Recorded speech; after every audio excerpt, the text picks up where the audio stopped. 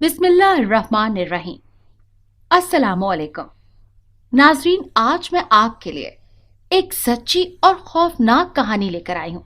लेकिन इससे पहले कि मैं कहानी शुरू करूँ, जो लोग हमारे चैनल पर नए हैं उनसे गुजारिश है कि वो हमारे चैनल कहानी महल को सब्सक्राइब कर लें, ताकि आपको हमारी इस तरह की दिलचस्प कहानियां बर वक्त मिलती रहें। इस दिलचस्प पुरस्कार सच्ची कहानी के रावी एक रिटायर्ड पुलिस ऑफिसर राजा न्यास है। उनका कहना है कि इस हकीकत को ना सिर्फ मैं आज तक समझ नहीं सका, बल्कि मुझे यकीन भी नहीं आता कि ये सच में हुआ था। बकौल राजा न्यास के ये 1946 की बात है। मैं बरेली शहर के इलाके घाटनगर के थाने में बहैसियत सिपाही ड्यूटी दिया करता था। दरअसल घाटनगर का पूरा इलाका रवायती वारदातों यानी चोरी, चकारी, मनशियात फरोशी, जुआ, नौसरबाजी पूरे शहर में मशहूर था। यहाँ हर किस्म के घिनौने जराइम की सरपरस्ती करने वाले माफिया का राज था। यही वजह थी कि इन माफिया के बड़े बड़े डॉन हमारे थाने में आकर बजाते खुद अच्छा खासा नजराना दिया करते थे। इसीलिए हमारे थाने में जराइम की कम ही रजिस्ट्रेशन होती थी। मैं एक दिन थाने में नाइट ड्यूटी कर रहा था। ड्यूटी भी क्या थी, बस यूं समझे कि ड्यूटी की रस्म जारी थी। थानेदार कृपान सिंह थाने में मौजूद ना था, जबकि मैं दौरान ड्यूटी अपने चंद सिपाहियों के साथ बैठा खुशगप्पियों में मशगूल था। हमारे सामने थाने में 3 आदमी दाखिल हुए। इनमें से एक बूढ़ा और 2 नौजवान थे। इन तीनों में से बूढ़ा बड़ा घबराया परेशान नजर आ रहा था, जबकि दोनों नौजवान नॉर्मल नजर आ रहे थे। उस बूढ़े ने हमारे करीब आकर बड़े घबराए हुए अल्फाज में कहा कि वो जी, मेरे बेटे दीपक को एक बदमाश लब्बे ने शायद अगवा या कत्ल कर दिया है। उस बूढ़े के मुंह से अगवा और कत्ल का लफ्ज सुनकर हम सारे सिपाही चौंक कर अपनी जगहों से उठे। शामिल खान सिपाही, जो हम सबसे सीनियर था, उसने बूढ़े से कहा कि चाचा जी, आराम से बैठकर असल वाक़या बयान करो। वो बूढ़ा इतना घबराया और परेशान था कि उसका जिस्म पूरी तरह से कांप रहा था। हाँ, अब बतलाओ तुम्हारे बेटे को क्या हुआ है? शामिल खान ने उससे पूछा तो उसने जवाबन कहा, मेरे बेटे दीपक को उसके करीबी दोस्त लब्बे ने अगवा या कत्ल कर दिया है। ये तुम कैसे कह सकते हो? वो जी, परसों मेरे घर में मेरे बेटे का गहरा लुब्बे आया था। उसने दरवाजे पर आवाज देकर दीपक को बाहर बुलाया और फिर वो दोनों न जाने कहाँ चले गए और अभी तक मेरा बेटा वापस नहीं आया है। तो इसका मतलब ये हुआ कि तुम्हारे बेटे को लब्बे के साथ गए हुए तकरीबन 2 ही दिन हुए हैं। हो सकता है वो दोनों इस शहर से बाहर गए हों। चाचा जी, आप परेशान ना हो, एक आध दिन और इंतजार कर लो, इसके बाद देखेंगे हमें इस सिलसिले में क्या करना चाहिए। आप फिलहाल इत्मीनान से अपने घर जाएं। 2 दिन बाद वही बूढ़ा हमरा 3-4 आदमियों के थाने में दोबारा आया। इस मरतबा वो बूढ़ा पहले की निस्बत बहुत ज्यादा ही परेशान नजर आ रहा था। उस वक्त इत्तेफाक से थाने में कृपान सिंह मौजूद था। थाने में आते साथ ही वो बूढ़ा एक दिलखराश आवाज से चिल्लाते हुए कृपान सिंह के कदमों पर गिरकर कहने लगा, साहब जी, आपको वास्ता अपनी माता का मेरे बेटे का पता चलाएं। क्या हुआ तुम्हारे बेटे को? अपनी परेशानी में वो बूढ़ा इतना घबराया हुआ था कि उसके मुंह से मुकम्मल जुमले भी नहीं निकल रहे थे। कृपान सिंह ने बूढ़े के साथ आए आदमी को मुतवज्जे करते हुए कहा, तू बोल, इन बाबा जी का क्या मसला है?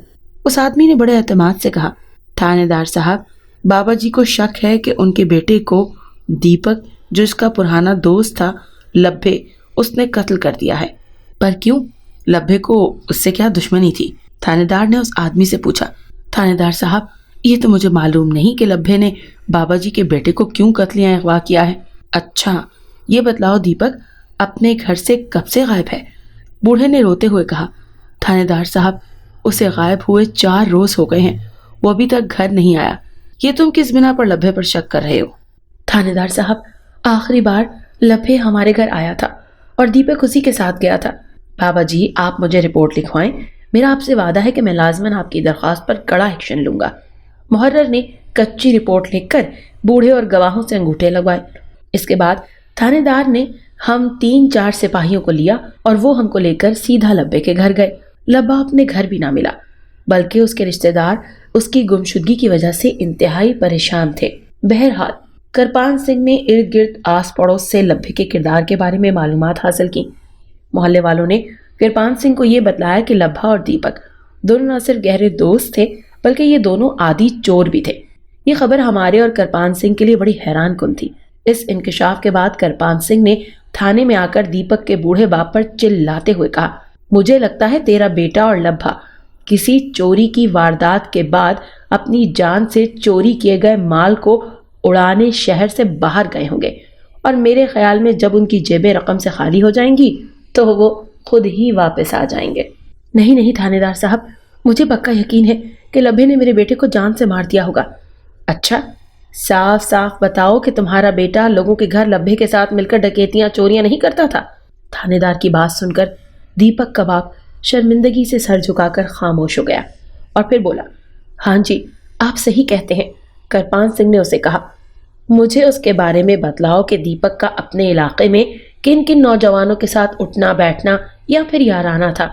یہ سن کر دیپک کے باپ نے اپنے دماغ پر زور دیتے ہوئے کہا، اس کے 2 ہی گہرے دوست ہیں، ایک لبھا اور دوسرا انور، اسے نورا کہتے ہیں۔ بقول تمہارے کہ لبھا چور ہے تو یہ نورا کیا کرتا ہے؟ کرپان سنگھ نے پوچھا۔ جی وہ یہی کرتا ہے جو دیپک اور لبھا کرتے ہیں۔ کرپان سنگھ مسکرایا اور بولا، یعنی وہ اس کا چور بھائی ہے۔ تھانے میں موجود سارے سپاہی ہنسنے لگے۔ صاحب جی، میرے بیٹے کی تلاش کے لیے کچھ اپائے کرو۔ اچھا، کرتے ہیں کچھ۔ مسل سنگھ اور نریش، جاؤ اور انورا کو پکڑ کر میرے پاس لے کر آؤ۔ آدھے گھنٹے بعد دونوں سپاہی انورا کو پکڑ کر لے آئے۔ تھانے دار نے اسے اپنے سامنے بٹھایا اور اس پر نظریں مرکوز کر کے بولا، ہاں بھائی انورا، میں تجھ سے جو سوال پوچھوں گا تو صحیح صحیح اس کا جواب دینا، اور یاد رکھ اگر تو نے میرے سامنے جھوٹ بولنے کی کوشش کی تو تیری زبان پلاس سے کھینچ کر منہ سے باہر نکال دوں گا۔ پھر کرپان سنگھ بولا، تو یہ بتلا کہ تو نے آخری بار لبھا اور دیپک کو کہاں دیکھا تھا اور وہ کب تجھ سے ملنے آئے تھے؟ انورا نے جواب دیا، مجھ سے دیپک اور لبھا آخری بار 6 دن پہلے ملنے آئے تھے۔ تھانے دار نے اسے پھر روبدار انداز میں پوچھا، مجھے یہ بتاؤ ان کا آخر پروگرام کیا تھا؟ جی وہ بس مجھ سے ملے تھے، مجھے یہ قطعی علم نہیں ہے کہ ان کا آئندہ کا کیا پروگرام تھا۔ یہ بات تو ناممکن ہے کہ تو ان دونوں کا گہرا دوست ہوتے ہوئے بھی تجھے یہ معلوم نہ ہو کہ وہ دونوں کہاں گئے۔ تم سگریٹ پیتے ہو؟ جی میں سگریٹ نہیں پیتا، بالکل بھی نہیں۔ تھانے دار نے اس کے انتہائی قریب ہو کر پوچھا، ذرا اپنا منہ کھولو۔ انورا نے اپنا منہ کھولا تو کرپان سنگھ نے اسے اپنے روایتی طنزی انداز میں کہا، تیرے دانت تو اتنے پیلے اور بدنما ہیں جنہیں دیکھ کر یہ اندازہ ہوتا ہے کہ تو لازماً چرس بھرا سگریٹ پیتا ہے۔ مجھے آرام سے بتلا، تو سگریٹ پیتا ہے کہ نہیں؟ جی جی پیتا ہوں، لیکن اس قسم کے سوال کرنے سے آپ کا کیا مطلب ہے؟ تھانے دار نے زوردار آواز میں کہا، تیری اتنی سی بات سے میں نے بخوبی اندازہ لگا لیا کہ تو نہ صرف 100% جھوٹا انسان ہے بلکہ مجھے یقین ہے کہ تو نے ہی لبھے اور دیپک کے بارے میں ضرور کچھ نہ کچھ چھپا رکھا ہے۔ میں کیوں چھپاؤں گا؟ میں کچھ نہیں جانتا۔ کرپان سنگھ نے اپنی جیب سے بیڑی نکالی اور اسے سلگا کر اپنے ہونٹوں میں دبانے کے بعد انورا کی جانب سرخ نگاہوں سے دیکھتے ہوئے کہا، دیکھ میں تجھے اب بھی موقع دے رہا ہوں کہ تو اب بھی مجھے یہ بتلا دے کہ لبھا اور دیپک کے بارے میں کیا جانتا ہے۔ تھانے دار صاحب، میں خدا کی قسم کھا کر کہتا ہوں، میں شریف انسان ہوں۔ اچھا تو شریف انسان، اب میں تیرے اندر چھپا چپ کا روزہ توڑواتا ہوں، تو ایسے نہیں مانے گا۔ اس نے مجھے کہا، راجہ نیاز چلو اسے ڈرائنگ روم میں جا کر ذرا 3rd ڈگری لیول کی خاطر مدارت تو کرو۔ چل لوئے، میں نے اسے گھسیٹ کر ڈرائنگ روم کی جانب لے جاتے ہوئے کہا۔ تھانے دار صاحب آپ میرا یقین کریں، مجھے کچھ نہیں معلوم کہ لبھا اور دیپک کہاں ہیں۔ وہ لرزتے ہوئے چیخنے لگا۔ پھر اچانک دیپک کا باپ بولا، تھانے دار صاحب یہ تینوں اپنا زیادہ تر وقت اکٹھے چوری چکاری نشے میں گزارتے تھے، یہ سب ایک دوسرے کے ہمذات ہیں۔ میں لبھا کے بارے میں کچھ نہیں جانتا، میں بولا ہوں۔ ڈرائنگ روم میں کرپان سنگھ نے انورا کو پولیس کے سخت ترین روایتی انداز سے تشدد کا نشانہ بنایا، اور انورا ابھی بڑا ڈھیٹ قسم کا سخت جام تھا۔ وہ اسی بات پر اڑا رہا، میں ان دونوں کے بارے میں کچھ نہیں جانتا، وہ کہاں ہیں اور کس ارادے سے گئے ہیں۔ کرپان سنگھ سے شامل خان نے کہا، سر لگتا ہے یہ واقعی سچ بول رہا ہے، لیکن میرا پولیس کی نوکری اور تھانے داری کا تجربہ کہہ رہا ہے کہ یہ ہم لوگوں سے کچھ چھپا رہا ہے۔ کرپان سنگھ بولا۔ انورا پولیس کی مار سے معمولی زخمی اور نڈھال ہو گیا تھا۔ اس کی ناک کے نتنوں سے ہلکا ہلکا خون رسنے لگا۔ مجھے اس کو دیکھ کر نہ جانے کیوں ترس آ رہا تھا، لیکن یہ سب دیکھنا اور لوگوں پر ڈنڈے برسانا میری سرکاری مجبوری تھی۔ ڈرائنگ روم میں قبرستان کی طرح خاموشی چھائی ہوئی تھی۔ ایک توقف کے بعد تھانے دار نے انورا کو مخاطب کر کے کہا، دیکھو مجھے اب بھی تیرے بارے میں یہ پکا شک ہے کہ تو کسی نہ کسی حوالے سے لبھا اور دیپک کی گمشدگی میں ملوث ہے۔ تیرے لیے بہتر یہی ہے کہ تو میرے عذاب سے بچنے کے لیے اب بھی بتلا دے کہ لبھا اور دیپک کہاں ہیں۔ انورا تسلسل سے اپنا ہی کلمہ دہرائے جا رہا تھا کہ وہ اس معاملے میں بے قصور ہے اور کچھ نہیں جانتا۔ اچھا، اب میں اس کی زبان سے حقیقت کھلوانے کے لیے فرقہ استعمال کرتا ہوں۔ فرقہ ایک ایسا خطرناک دیسی قسم کا اوزار تھا جو کہ لکڑی سے بنا ہوا تھا اور اس میں کالی سرخ مرچ کے لعاب میں ڈوبے ہوئے ببول کے کانٹے پیوست ہوتے ہیں، اور اس فرقے کو تھانے میں عادی ڈھیٹ مجرموں کو اس کا جرم قبول کروانے کے لیے دوران ریمانڈ استعمال کیا جاتا ہے۔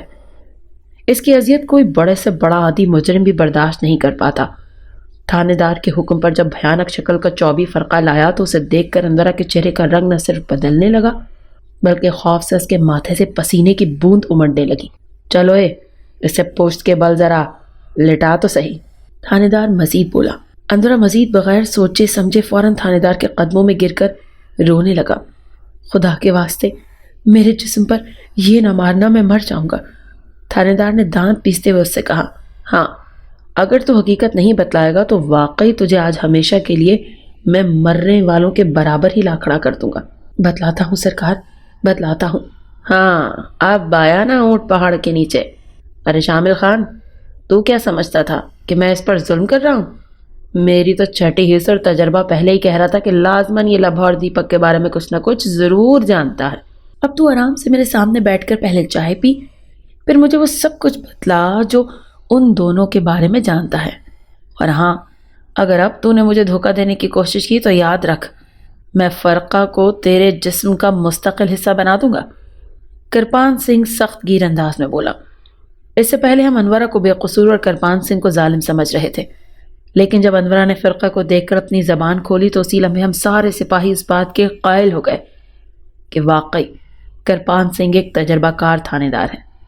انورا سے کرپان سنگھ نے کہا، تو شروع سے مگر آہستہ آہستہ بتا کہ لبھا اور دیپک اس وقت کہاں ہیں اور تیرا اس معاملے سے جڑا ہوا کیا کردار ہے۔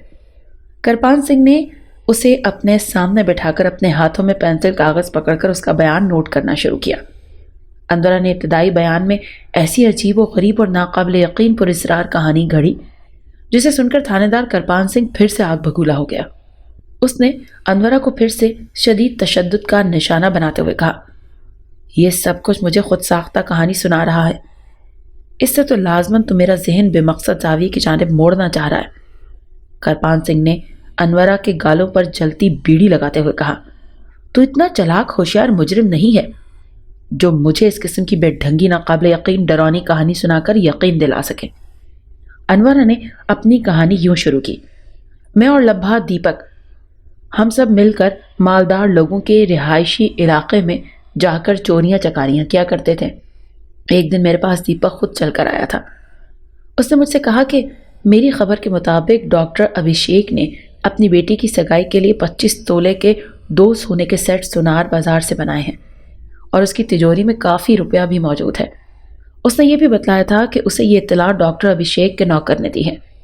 پھر میں نے لبھا سے اس واردات کو ڈالنے کے لیے بات کی، حالانکہ وہ دلی طور پر اس واردات کو ڈالنے سے ذرا کترا رہا تھا، لیکن میں نے اور دیپک نے اسے ذہنی طور پر تیار کیا تھا۔ وہ ہمارے ساتھ اس واردات میں شریک رہے۔ ہم تینوں نے طے کیا تھا کہ ڈاکٹر ابھیشیک کے گھر سے لوٹے گئے مال کا حصہ ہم برابر تقسیم کریں گے، جبکہ تینوں مل کر ڈاکٹر کے نوکر کو 150 روپے دیں گے۔ ڈاکٹر ابھیشیک کے نوکر نے یہ کہا تھا کہ جب تم لوگ ڈاکٹر کی کوٹھی کے پچھواڑے سے کود کر آؤ گے تو میں اس کمرے کا دروازہ کھول دوں گا۔ ہم لوگوں نے واردات کی پلاننگ بڑی سوچ سمجھ کر کی تھی۔ واردات ڈالنے کے تقریباً 2 گھنٹے پہلے ہم نے لبھا کو دیپک کے گھر اسے بلانے کے لیے بھیجا، کیونکہ دراصل دیپک ہی واردات کے لیے پستول اور خنجروں کا بندوبست کرتا تھا۔ اس نے یہ ہتھیار ایک جگہ سے لینے تھے اور دیپک کو بلا کر لبھا لے آیا۔ میں ان سے دور گلی کے کونے میں کھڑا تھا۔ اس کے بعد ہم تینوں نے پلان کے مطابق ڈاکٹر ابھیشیک کے گھر میں اس کے نوکر کی مدد سے ڈکیتی ڈالی۔ ڈکیتی میں ہمیں ڈاکٹر کی تجوری سے تقریباً 35 تولہ سونا اور 700 روپے نقد ملا تھا۔ ہم نے ڈکیتی کے مال کی تقسیم کے دیگر معاملات شام کو طے کرنے تھے۔ ہم واردات کے بعد ابھی ڈاکٹر ابھیشیک کی کوٹھی کی دیوار پھلانگ ہی رہے تھے کہ اتنے میں وہاں ڈاکٹر کا جوان بیٹا نہ جانے کہاں سے آ گیا۔ یہ ہمارے آخری لمحوں میں بڑی بدقسمتی ہوئی۔ اس نے چلا چلا کر کہا، تم کون ہو؟ یہ سنتے ہی ہمیں لبھا نے اونچی آواز میں کہا، بھاگو! تو ہم تینوں ڈاکٹر ابھیشیک کی کوٹھی کے پچھواڑے کی دیوار پھلانگ کر دیوانہ وار سڑک کی جانب بھاگنے لگے۔ ڈاکٹر ابھیشیک کے بیٹے کی زوردار آوازیں سن کر سامنے کوٹھی میں موجود چوکیدار بھی چوکنا ہو گیا۔ اس نے بھی اپنی فلک شگاف آواز ماری، رکو رکو، اگر تم نہیں رکے تو میں فائر کر دوں گا۔ دیپک نے ہم دونوں سے کہا۔ بجلی کی طرح اپنے قدم دوڑتے ہوئے اس علاقے سے باہر نکلنے کی کوشش کی۔ چوکیدار کوٹھی سے باہر نکل آیا۔ اس نے پستول سے ایک فائر داغا جو کہ لبھا کے قریب سے گزر گیا۔ دیپک نے بھی جواباً پستول سے فائر کیا۔ میں نے پیچھے مڑ کر دیکھا تو چوکیدار مین پر گرا تڑپ رہا تھا۔ یہ تو نے کیا کیا؟ میں نے چلاتے ہوئے کہا۔ لبھا نے کہا، فٹافٹ داسی کے پرانے کھنڈروں کی جانب بھاگو۔ داسی کے پرانے کھنڈر دراصل ہندوؤں کی پرانی پوجا گھاٹ تھی، جہاں صدیوں پرانا ٹوٹا پھوٹا ویرانہ مندر تھا۔ بہرحال ہم فٹافٹ داسی کے کھنڈرات میں پہنچ گئے۔ لبھا نے دیپک کے منہ پر تھپڑ مارتے ہوئے اسے کہا، الو کے پٹھے، عقل کے اندھے، تو نے چوکیدار کو گولی کیوں ماری؟ یہ تو نے ہمیں پولیس کے چنگل میں پھنسوانے اور مروانے کے لیے بہت بڑا غلط کام کر دیا۔ میں نے اس موقع پر جو مناسب سمجھا وہی کام کیا۔ وہ بھی آگے سے چیخنے لگا، ارے پاگل، ہم نے ڈاکٹر ابھیشیک کے گھر آرام سے چوری کی اور وہاں ہمیں کسی قسم کی مزاحمت کا سامنا نہیں کرنا پڑا۔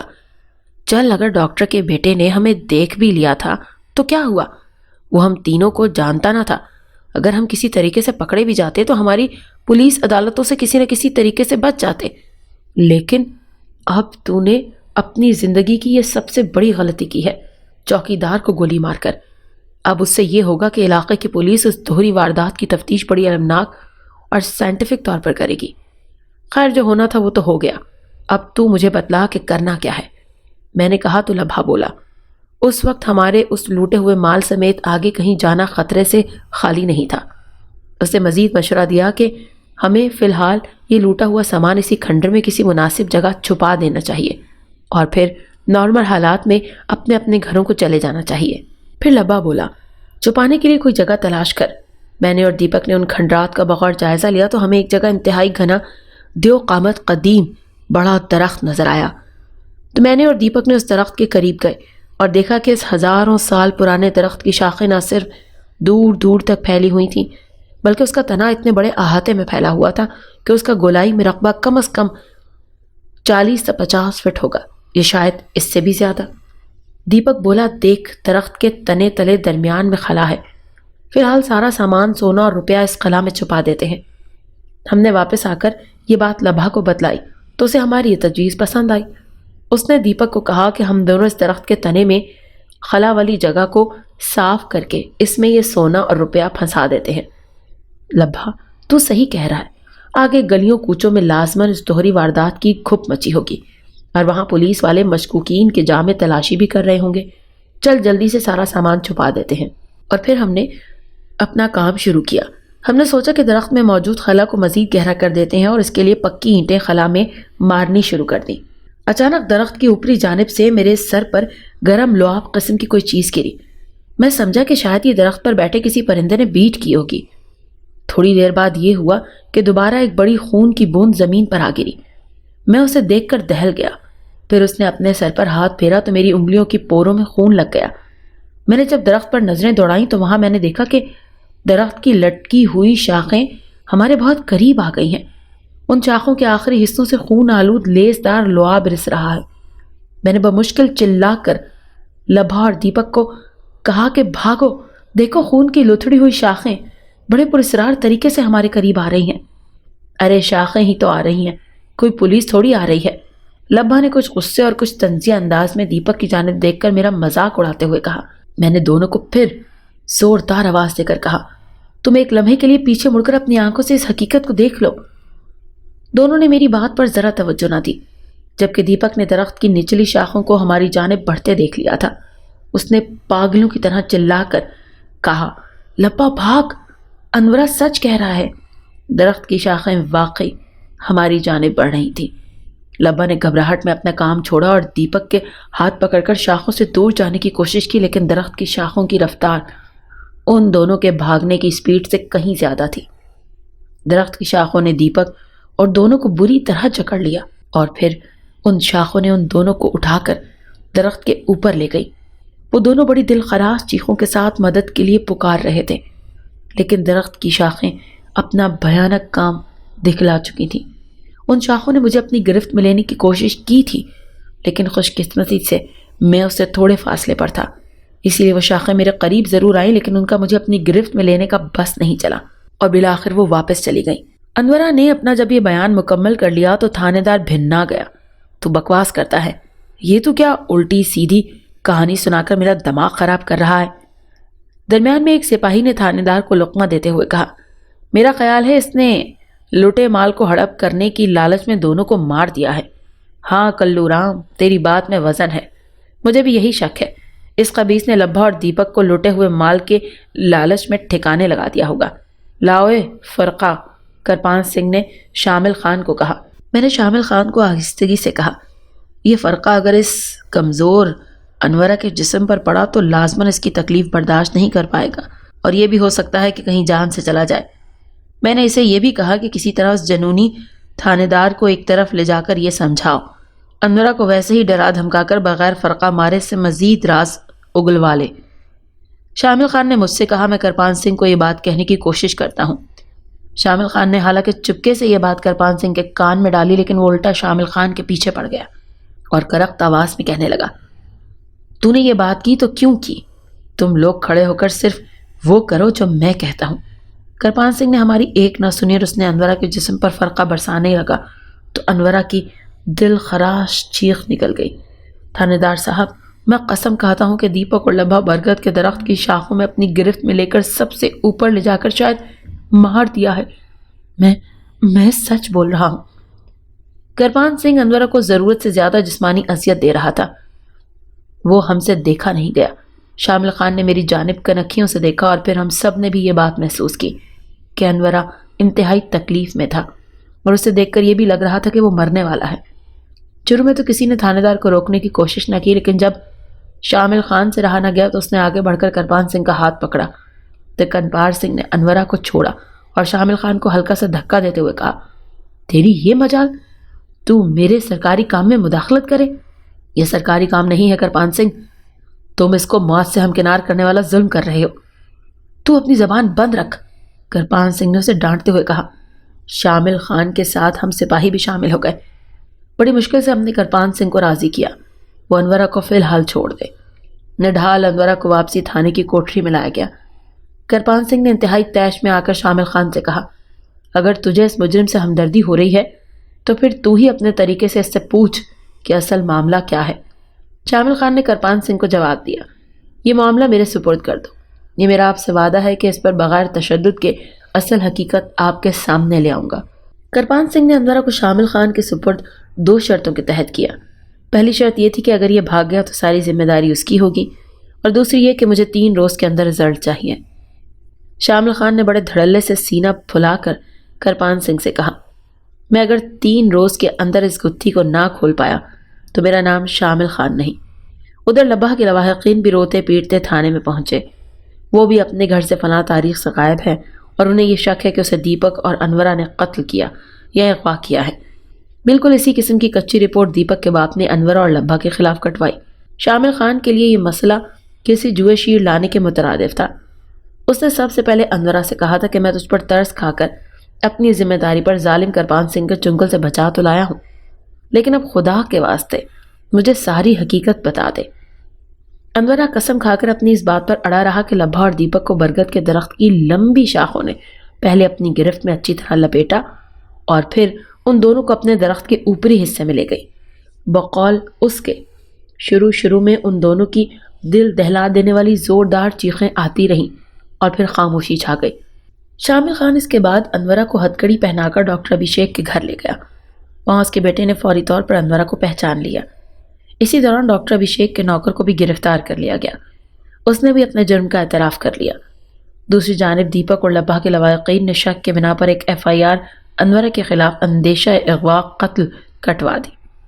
FIR کے کٹنے کے بعد کرپان سنگھ نے قانونی طور پر انورا کے خلاف عدالت میں جسمانی ریمانڈ حاصل کیا اور انورا پر چوری کے اندیشے کے دوسرے قتل، اغوا اور نہ جانے کتنے الزامات ڈال دیے گئے۔ کرپان سنگھ نے اس بار انورا کو دل کھول کر ہر طریقے سے مارا کوٹا، لیکن وہ اپنی اس بات پر اڑا رہا کہ لبا اور دیپک کو برگد کی شاخوں نے مارا ہے۔ ایک ایسا بھی وقت آیا کہ کرپان سنگھ جب اس کی زبان سے کوئی نیا انکشاف نہ اگلوا سکا تو اس نے برگد کے درخت کے معائنے کا فیصلہ کیا۔ وہ پولیس کے چند سپاہی اور انورا کو ساتھ لے کر اس درخت کے پاس گیا۔ وہاں لوگوں کا جمع غفیر جمع ہو گیا۔ اس میں زیادہ تر کٹر مذہبی ہندو تھے۔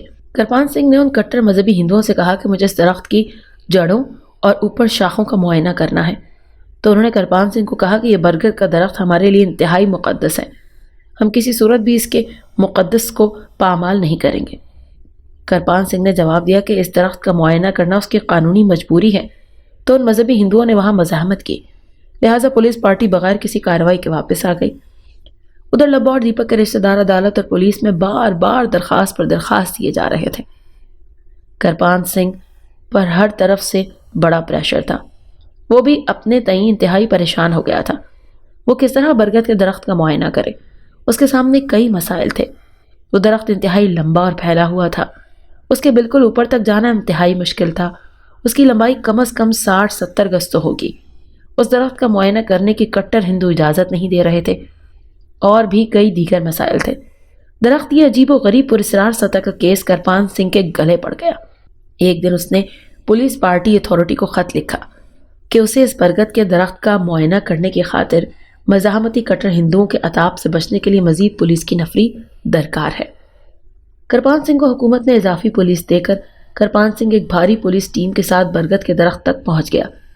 کٹر مذہبی ہندو بھاری پولیس کی تعداد دیکھ کر ذرا ڈر گئے۔ اس بار انہوں نے اپنا کوئی مزاحمتی رد عمل ظاہر نہ کیا۔ کرپان سنگھ نے دیو ہیکل درخت کی طرف تنے کے آس پاس کی مٹی کھرچ کھرچ کر دیکھی۔ وہ سرخی مائل یعنی خونی رنگت کی تھی۔ اس کے بعد اس نے ایک مقامی جوان لڑکے کو کہا کہ وہ درخت کے بالکل اوپر تک جا کر دیکھے کہ وہاں کیا ہے۔ یہ سنتے ہی وہ لڑکا اس درخت پر چڑھنے لگا اور کافی اوپر تک جا پہنچا کہ اچانک وہ کسی پتھر کی مانند درخت سے دھڑام سے لڑک کر نیچے گرا۔ اس کا منکا ٹوٹ گیا تھا۔ وہ نیچے زمین پر گرتے ہی ساکت ہو گیا۔ اس کے مرنے کے بعد 3 روز تک خوف کے مارے کوئی شخص اس درخت کے قریب نہیں پھٹکا۔ اس دوران انورا نے کرپان سنگھ کو بتایا کہ لبھا نے ڈاکٹر ابھیشیک کے گھر سے لوٹے ہوئے سونے 2 جگہ اور روپوں کو 3 جگہ تقسیم کیا تھا۔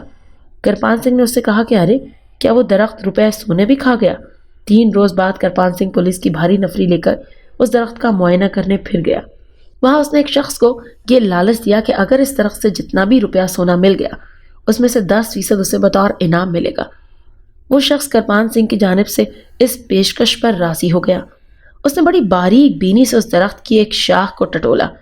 اسے وہاں ایک جگہ سے سونے کی پوٹلی اور کچھ روپے ملے۔ اس نے اس کے بعد اس درخت کا پھر سے چپا چپا چھانا، لیکن اسے اب وہاں کچھ نہیں ملا۔ کرپان سنگھ نے اس سے کہا کہ تو درخت کے آخری سرے پر جا کر یہ دیکھ کہ وہاں کوئی خاص چیز ہے۔ اس نے کہا تھا تھانے دار صاحب اس درخت کے آخری چھور پر ایک بہت بڑا ٹیڑھا سا خلا ہے۔ اچھا، اس درخت کا اچھی طرح معائنہ کر کے یہاں چوروں کی جانب سے لوٹا گیا سونا روپیہ تو نہیں پڑا ہوا؟ اس شخص نے درخت کی شاخوں کا چپا چپا چھاننا شروع کر دیا۔ اسے 2 جگہ علیحدہ علیحدہ 10-10 کے نوٹ ملے۔ اس زمانے میں 10 روپے کا نوٹ 20,000 کے برابر ہوتا تھا۔ کرپان سنگھ نے اسے کہا کہ وہ اب نیچے آ جائے، لیکن وہ شخص اپنے لالچ میں اس درخت پر کافی دیر تک چڑھا رہا۔ تھانے دار نے اس شخص کو 5 روپے دے کر ٹال دیا۔ انورا کو دوبارہ تھانے میں لایا گیا۔ کرپان سنگھ اسے بار بار نفسیاتی طور پر تشدد کر کے یہ زور دیتا رہا کہ وہ کسی طرح لبا اور دیپک کے قتل یا اغوا کی اصلیت بتا دے، لیکن وہ بڑے وثوق سے قسم کھا کر یقین دلانے کی کوشش کرتا رہا کہ ان دونوں کو واقعی برگد کے درخت کی شاخوں نے ہی مارا ہے اور لبھا نے لوٹے ہوئے سونے اور پیسوں کو مختلف حصوں میں تقسیم کیا تھا۔ ایک بار پھر کرپان سنگھ بذات خود سپاہیوں کو لے کر مذکورہ درخت کے پاس گیا۔ اس نے وہاں کے مقامی لوگوں سے اس کی تاریخی حیثیت کا پتہ لگوایا۔ وہاں کے پرانے لوگوں نے اس امر کی تصدیق کی کہ برسوں پہلے رات کے وقت ایک ہندو پجاری کا لڑکا پراسرار طریقے سے غائب ہوا تھا اور اس کی لاش کا ایک حصہ اس درخت کے دیوہیکل شاخوں کے اوپر سے ملا تھا۔ راوی نے اس کہانی کو دلچسپ موڑ بتلایا ہے کہ ایک دن اتوار کے روز سرکاری چھٹی تھی۔ میں صبح کے وقت گہری نیند سویا ہوا تھا کہ اچانک میرے گھر میں تھانے کا ایک سپاہی شامل خان بڑی پریشان کن حالت میں آیا۔ اس نے مجھے اٹھا کر یہ بڑی بری خبر سنائی کہ تھانے دار کرپان سنگھ کی لاش برگد کے درخت کے پاس ملی ہے۔ یہ خبر سن کر میرے پاؤں سے زمین کھسکتی ہوئی محسوس ہوئی۔ میں نے شامل خان سے پوچھا، کرپان سنگھ اس درخت کے پاس کیسے پہنچا اور اسے کس نے قتل کیا؟ اس نے بتلایا کہ کرپان سنگھ نے جب انورا کے منہ سے یہ لفظ سنا کہ لبھا نے درخت کے تنے میں لوٹا ہوا سونا اور روپیہ چھپانے سے پہلے اس کو مختلف حصوں میں تقسیم کیا تھا، تو ہو سکتا ہے کہ اسے حاصل کرنے کا لالچ اس کے دل میں بھی امڑ آیا ہو۔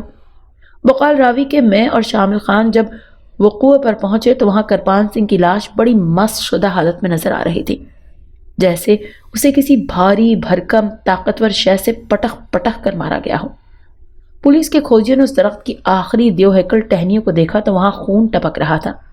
اس منظر کو دیکھ کر لوگوں کے دل دہل گئے۔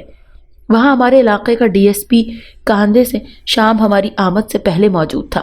ڈی ایس پی کاندھے شام نے ارد گرد کے لوگوں سے پوچھا کہ یہاں کوئی موقع کا عینی گواہ یا وہ اس حادثے کے بارے میں کچھ جانتا ہے۔ لوگوں کے درمیان سے ایک شخص انتہائی ڈرے ہوئے انداز میں ڈی ایس پی کے قریب آیا اور اس نے ہاتھ جوڑ کر کہا کہ میں کچھ کہنا چاہتا ہوں۔ ہاں کہو، کیا کہنا چاہتے ہو؟ ڈی ایس پی نے کہا تو اس شخص نے کہا، سرکار آج میں صبح جب اس درخت کی پوجا کے لیے آیا تو میں نے دور سے ایک پتھر کی آڑ میں چھپ کر یہ منظر دیکھا کہ تھانے دار صاحب ایک نوجوان شخص کو چاقو کی مدد سے قتل کر رہے تھے اور قتل ہونے والا نامعلوم نوجوان کہہ رہا تھا، تھانے دار صاحب آپ میرے ساتھ دھوکہ کر رہے ہیں۔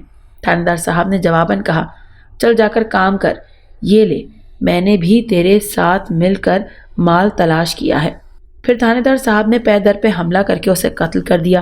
قتل کرنے کے بعد اس نوجوان کی لاش کو میرا خیال ہے ٹھکانے لگانے کے چاہ رہے تھے کہ اتنے میں درخت کی شاخیں بڑی تیزی سے دونوں کی جانب بڑھیں اور شاخوں نے زمین پر مردہ تھانے دار کے ہاتھوں قتل شدہ نوجوان کی لاش کو اٹھایا، اور پھر جب تھانے دار صاحب بھاگنے لگے تو ان شاخوں نے بجلی کی مانند آگے لپک کر انہیں اپنے شکنجے میں جکڑ لیا، اور پھر ان شاخوں نے تھانے دار صاحب کے جسم کو پٹخ پٹخ کر کچومر کر دیا۔ تو اپنے ہوش و حواس سے یہ بات کہہ رہا ہے؟ ڈی ایس پی صاحب نے اس سے بات پوچھی تو جواباً اس شخص نے کہا، اگر میں جھوٹ بولوں تو مجھے بھگوان کی مار پڑے۔ اس شخص کی گواہی کی روشنی میں ڈی ایس پی نے اس واردات کو مزید تصدیق کے لیے درخت پر چڑھنے کے لیے وہاں کھڑے لوگوں سے کہا، تم میں سے کوئی ایسا باہمت شخص ہے جو اس درخت پر چڑھ کر ہمیں اس واردات کی مزید معلومات دے سکے؟ سچی بات ہے، وہاں کھڑے کسی شخص نے بھی اس درخت پر چڑھنے کی حامی نہ بھری اور آہستہ آہستہ وہاں سے کھسکنا شروع کر دیا۔ ڈی ایس پی کاندھے شام سر جھکائے اور پریشانی کی حالت میں ٹہلتے ہوئے کافی دیر تک کچھ سوچتے رہے۔ پھر انہوں نے شامل خان اور مجھے اپنے پاس بلا کر یہ بات بڑی آہستگی سے کانوں میں کہی، تم یہاں سے کافی دور جا کر کسی ہٹے کٹے مگر غریب مالح نوجوان کو چرس کے جرم میں جامع تلاشی کر کے لے آؤ، مجھے اس وقت اس قسم کے نوجوان کی بہت سخت ضرورت ہے۔ پھر ڈی ایس پی کے حکم کے مطابق ہم نے ایک جگہ سے تھوڑی دور جا کر ایک غریب لڑکے کو روک لیا۔ شامل خان نے ایک چھوٹی سی چرس کی ڈلی چپکے سے اس کی جیب میں ڈال دی۔ ہم نے اسے نشہ آور شے رکھنے کے جرم میں دھر لیا۔ وہ بیچارہ واہ ویلا ہی کرتا رہا، وہ بے قصور ہے۔ ہم اسے ڈی ایس پی کاندھے شام کے پاس لے آئے۔ شامل خان نے ڈی ایس پی سے کہا، سر اسے ہم نے نشہ آور اشیاء رکھنے کے جرم میں گرفتار کیا ہے، اور پھر اسے مصنوعی طور پر روایتی سخت پولیس لہجے میں گالیاں دے کر خوب ڈرایا۔ وہ بیچارہ ڈی ایس پی کے قدموں میں گر کے بے گناہی کا ثبوت دینے لگا۔ میں ایک غریب مزدور ہوں، یہ دیکھیں میرے پاس یہ کپڑوں پر ابھی تک مٹی کے نشان لگے ہوئے ہیں، اور میں تو سگریٹ بھی نہیں پیتا۔ دراصل اس غریب کو معلوم ہی نہیں تھا کہ ڈی ایس پی نے اسے کس مقصد کے لیے یہاں بلایا ہے۔ اچھا، تجھے ایک شرط پر چھوڑیں گے، ڈی ایس پی نے کہا۔ وہ کیا؟ اس نے بڑی عاجزی سے پوچھا۔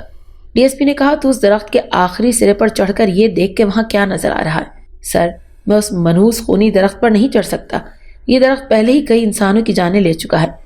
شامل خان آگے بڑھا اور نرم لہجے میں بولا، ڈی ایس پی صاحب کی بات مان لے اور اپنے اوپر پڑی مصیبت سے جان چھڑا لے۔ مجھے جیل جانا منظور ہے، لیکن میں اس خونی درخت پر چڑھ کر اپنی جان جوخم میں نہیں ڈال سکتا۔ ایک تو میں تیرے ساتھ ہمدردی کر رہا ہوں، تو جیل جانے اور پولیس کی چھترال سے بچ جائے، اور تو ہے کہ درخت پر چڑھنے کے لیے نخرے کر رہا ہے۔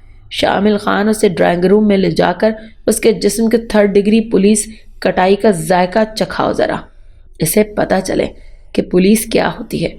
ڈی ایس پی نے کہا، وہ نوجوان ہم پولیس والوں کے ہاتھوں میں پھنسا ہوا تھا، اس نے تھانے میں جا کر ہمارے ہاتھوں ذلیل ہونے کے بجائے مجبوراً درخت پر چڑھنے کو ترجیح دی۔ وہ درخت پر چڑھنے پر مان گیا۔ وہ جب درخت پر چڑھا تو ڈی ایس پی نے اس سے پوچھا، درخت کی شاخوں میں کیا نظر آ رہا ہے؟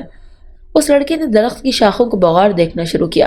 اس نے نیچے کھڑے ڈی ایس پی سے کہا کہ ان شاخوں کے اوپری رنگت سرخی مائل ہے اور جگہ جگہ گوشت کی بوٹیاں پڑی ہوئی ہیں۔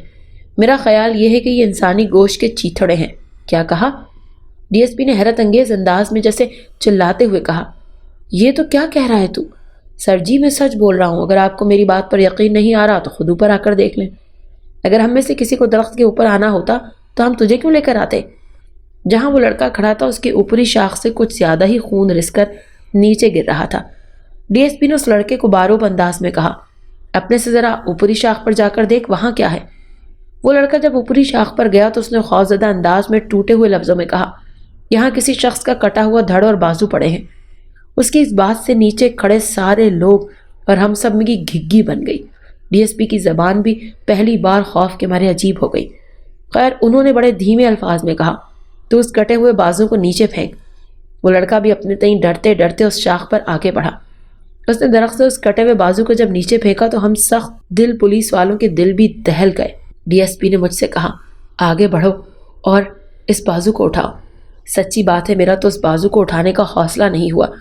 میں نے اسے زمین سے اٹھانے سے انکار کر دیا تو ڈی ایس پی نے مجھے غصیلی نگاہوں سے دیکھ کر کہا، تو نے میری حکم عدولی کی، میں تجھے سسپینڈ کر دوں گا۔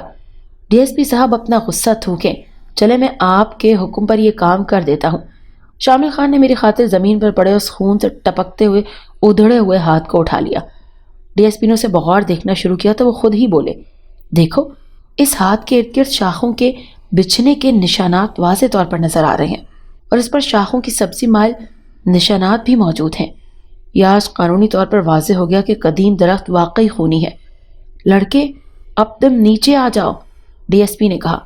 وہ نوجوان جیسے ہی اس درخت سے نیچے اترنے لگا تو ہم لوگوں نے بہت خوفناک اور عجیب چیزیں محسوس کی۔ اس درخت کے اوپری شاخوں میں عجیب قسم کا ارتعاش پیدا ہوا، حالانکہ اس وقت ہوا بالکل بھی نہیں چل رہی تھی۔ یہ ارتعاش اس بات کا ثبوت تھا کہ اس درخت کو کسی بات پر غصہ آ رہا ہے۔ نوجوان جلدی سے نیچے آیا۔ جلدی کر، ہم سارے جو نیچے کھڑے تھے سب نے چلا چلا کر کہا۔ اب اس درخت کی شاخیں پہلے سے زیادہ تیزی سے نیچے آنے لگی تھیں۔ ہم نے لڑکے کو مشورہ دیا کہ وہ درختوں کی شاخوں کی شاخوں کو کراس کر کے نہ آئے بلکہ وہ اوپر سے نیچے چھلانگ لگا دے۔ اس نے چلا کر کہا، اس طرح کودنے سے تو میری ہڈیاں پسلیاں ٹوٹ جائیں گی، لیکن اس کے سوا کوئی چارہ نہیں تھا۔ میں نے آواز لگائی تو ہمت کر کے انتہائی تیزی سے نیچے آنے کی کوشش کر۔ خیر لڑکے نے اپنی جان بچانے کے لیے واقعی بڑا رسک لے کر درخت کی شاخوں کو نیچے آنے کے لیے کراس کیا اور ہم نے نیچے سے یہ محسوس کیا کہ درخت کی شاخوں نے کچھ زیادہ ہی تیزی سے اس کی جانب بڑھنا شروع کر دیا ہے۔ اس نوجوان کو ہم نے چلا چلا کر کہا، تو اب لازماً نیچے کود اور یہ تیرے اپنی زندگی بچانے کا آخری موقع ہے۔ اس نوجوان نے ہماری ہدایت پر عمل کیا۔ وہ درخت تقریباً 15 سے 20 فٹ بلندی سے نیچے زمین پر کود گیا۔ وہ پیر کے بل کودا تھا۔ وہ زمین پر گر کر فوری طور پر سکتے کے عالم میں بے ہوش ہو گیا۔ اسے شامل خان اور 2 سپاہیوں نے بڑی سرت انگیزی سے وہاں سے اٹھا کر خونی شاخوں سے دور ہٹا کر فوری طور پر قریبی ہسپتال لے گئے۔ خوش قسمتی سے اس نوجوان کی کوئی ہڈی وغیرہ نہیں ٹوٹی تھی۔ اسے ہسپتال سے فارغ کر دیا گیا۔ ڈی ایس پی کاندے شام نے اسے اپنی جیب سے 50 روپے دے کر اس سے معذرت کی اور معافی مانگی۔ بقول راوی کہ اب اس پراسرار خونی برگد کے درخت کے بارے میں یہ بات سب پر واضح ہو گئی تھی کہ وہ واقعی خونی درخت ہے۔ اس کے بعد انورا کا لبھا اور دیپک کے قتل اور اغوا میں کوئی ہاتھ نہیں، یعنی وہ اس معاملے میں بے قصور ہے۔ اس کے بعد میں عدالت نے چوری، اسلحہ رکھنے اور دیگر الزامات کے ثابت ہونے کی بنا پر 3 ماہ کی سزا سنائی۔ ڈی ایس پی نے اپنی رپورٹ میں لکھا کہ برگد کے اس درخت پر سرکاری طور پر انسانیت کا قاتل اور خونی تسلیم کرتے ہوئے اسے کٹوا دیا جائے تو بہتر ہے۔ نیز اس کی یہ وضاحتیں بھی کہ اس خونی درخت کی وجہ سے ارد گرد کی آبادی میں شدید خوف و ہراس پیدا ہو گیا ہے۔ چند روز بعد متعلقہ محکمے نے ڈی ایس پی کو یہ اجازت دے دی کہ اس درخت کو کٹوا دیا جائے۔ اب ڈی ایس پی کے سامنے یہ مسائل لاحق تھے کہ اتنے دیوہیکل درخت کو کیسے کاٹا جائے، اور دوسری بات یہ کہ درخت ہندوؤں کی نظر میں ایک مقدس چیز تھی، مگر مذہبی ہندو یہاں آ کر اپنی پوجا پاٹ کیا کرتے تھے۔ خیر ڈی ایس پی نے بڑی مشکل سے اس درخت کو کاٹنے کے لیے بندے اکٹھے کیے۔ جب انہوں نے آریاں، کلہاڑیاں، رسیاں لے کر اس درخت کو کاٹنے کے لیے اس جگہ پہنچے تو وہاں پہلے سے ہی سینکڑوں کٹر مذہبی اور لڑاکا طبیعت کے حامل ہزاروں لوگ موجود تھے۔ ڈی ایس پی نے ان لوگوں سے کہا کہ انہیں سرکاری طور پر آرڈر ہے اس خونی درخت کو جڑ سے اکھاڑ پھینکنے کا، جبکہ دوسری جانب کٹر مذہبی ہندوؤں نے وہاں ڈی ایس پی کو سختی سے تنبیہ کی کہ اگر اس مقدس درخت کو کاٹا گیا تو یہاں شدید قسم کی مزاحمت کی جائے گی۔ ڈی ایس پی اپنی جگہ اڑے رہے۔ میں نے لوگوں کے اندر سرایت شدہ خوف اور ڈر کو ہر صورت میں نکالنا ہے اور اس خونی درخت کو جو کہ لوگوں کی جان سے کھیل رہا ہے ہر قیمت پر ہٹانا ہے۔ کٹر مذہبی ہندوؤں نے پولیس پارٹی پر شدید پتھراؤ اور فائرنگ شروع کر دی۔ ڈی ایس پی نے بھی پولیس کو جوابی فائرنگ کا حکم دے دیا۔